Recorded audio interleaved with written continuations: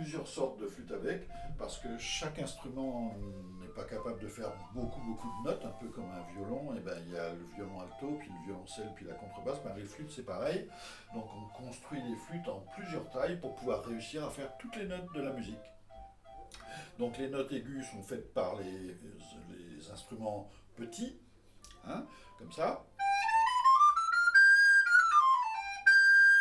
Et alors après, Salomé joue de la flûte alto, qui est un petit peu plus grave. Il faut déjà avoir des mains un petit peu plus grandes pour jouer ça. Et puis alors quand on est un peu plus grand encore, on peut jouer la flûte ténor, qui fait des notes plus graves. Alors la flûte ténor, elle est tellement grande que on ne peut pas atteindre tous les trous avec les doigts. Donc il y a des clés, c'est des rallonges, hein, qui permettent de...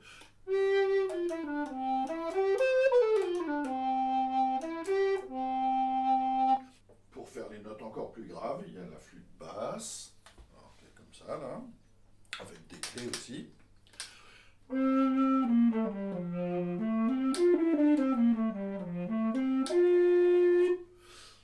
Et alors après, quand on passe sur des flûtes plus grandes, c'est pas la plus grande, il y a beaucoup plus grand que ça, mais là, on n'a pas tout. On est obligé d'avoir un tuyau comme ça, parce qu'on ne pourrait pas jouer comme ça, il faudrait des bras de singe. Donc on joue comme ça.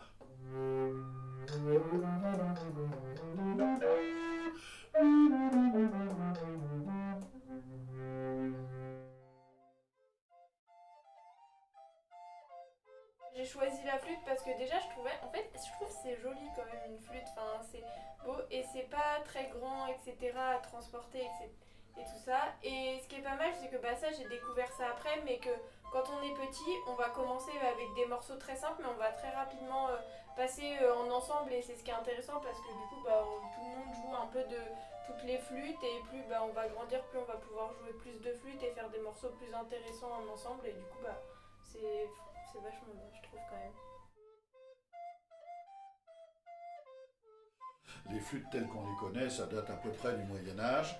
Donc il y a beaucoup de musique du Moyen Âge, de la Renaissance, donc du XVIe siècle à peu près, de la période baroque, XVIIe, XVIIIe.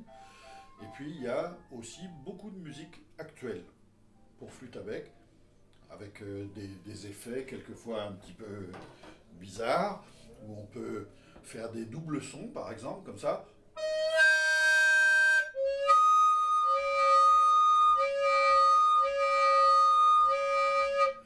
Ou alors des...